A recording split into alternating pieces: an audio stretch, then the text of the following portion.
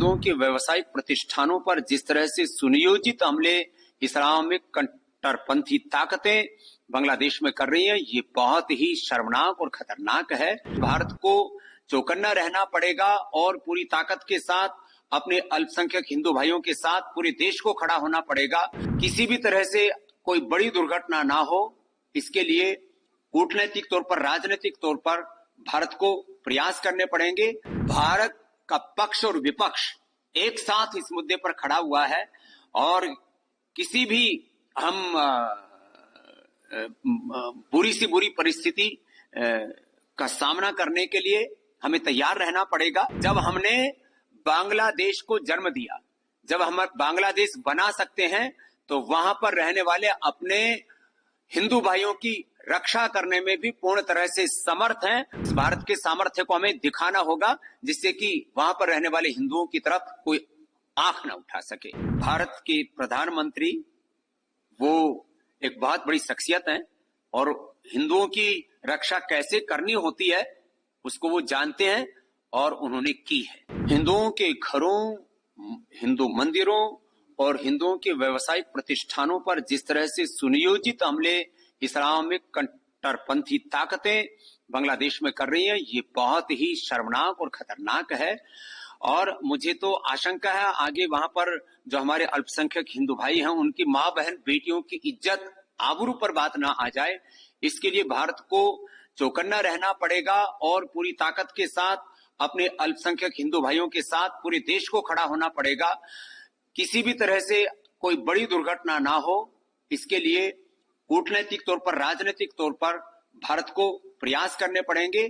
और मैं आश्वस्त हूं कि इस समय भारत के प्रधानमंत्री जो बहुत ही तेजस्वी हैं, यशस्वी हैं और पूरा हिंदुस्तान उनके साथ खड़ा हुआ है।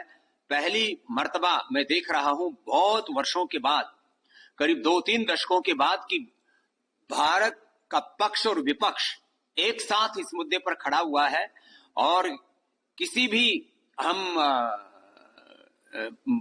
बुरी से बुरी परिस्थिति का सामना करने के लिए हमें तैयार रहना पड़ेगा और जरूरत पड़ने पर भारत को हस्तक्षेप भी यदि करना पड़े तो भी। जब हमने बांग्लादेश को जन्म दिया, जब हम बांग्लादेश बना सकते हैं, तो वहां पर रहने वाले अपने हिंदू भाइयों की रक्षा करने में भी पूर्ण तरह से समर्थ हैं और इस भारत के सामर्थ्य को हमें दिखाना होगा, जिससे कि वहां पर रहने वाले हिंदुओं की तरफ कोई आंख न उठा सके। और दुर्भाग्यपूर्ण तो यह है कि जिस तरह की दुर्घटना और जिस तरह का विद्रोह, बगावत बांग्लादेश में, ऐसे ही बगावत हिंदुस्तान में हो जाए। ऐसे कुछ राजनीतिक लोग, कुछ ऐसे सोशल टेररिस्ट, कुछ रिलीजियस टेररिस्ट, कुछ ऐसे यूट्यूबर्स मंसूबे पाले बैठे हैं कि भारत में भी जाति के नाम पर, आरक्षण के नाम पर, संविधान के नाम पर वर्ग भेद और अलग अलग मजहबी उन्माद ऐसे पैदा कर दिए जाए कि भारत की एकता, अखंडता और समृद्धता खतरे में पड़ जाए और बांग्लादेश जैसी एक बगावत की स्थिति हिंदुस्तान में पैदा हो जाए। ऐसे जो मंसूबे पाल करके बैठे हैं, ऐसे जो लोग वीडियो अपलोड कर रहे हैं और देश के सड़कों से लेकर के संसद तक में जो इस तरह के विघटनकारी, जो कुत्सित प्रयास कर रहे हैं, उन लोगों को हमें सख्ती के साथ रोकना पड़ेगा।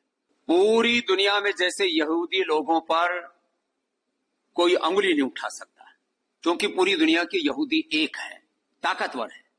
ऐसे ही पूरे हिंदुस्तान के 100 करोड़ से ज्यादा हिंदुओं को एकजुट रहना होगा और साथ ही साथ इतना ताकतवर बनना पड़ेगा। जब मुट्ठी भर यहूदी लोग ताकतवर होकर के और यूनाइट होकर के पूरी दुनिया में अपने आत्मसम्मान और स्वाभिमान की रक्षा कर सकते हैं, तो हम हिंदुओं को भी एकजुट होकर के अपने 100 करोड़ से अधिक हिंदुस्तानियों की और जो पूरी दुनिया में हमारे करोड़ों हिंदू जो अल्पसंख्यक हैं अलग अलग देशों में, वो भी करोड़ों की संख्या में, उनकी भी हमें रक्षा करने के लिए संगठित रहना पड़ेगा, प्रतिबद्ध रहना पड़ेगा और पूरी ताकत के साथ राजनीतिक तौर पर, राष्ट्रीय तौर पर और वैश्विक तौर पर उनके साथ खड़ा होना पड़ेगा। सरकार को हस्तक्षेप करना चाहिए। सरकार को यदि जरूरत होगी तो हस्तक्षेप भी करेगी, क्योंकि भारत के प्रधानमंत्री वो एक बहुत बड़ी शख्सियत हैं और हिंदुओं की रक्षा कैसे करनी होती है उसको वो जानते हैं और उन्होंने की है।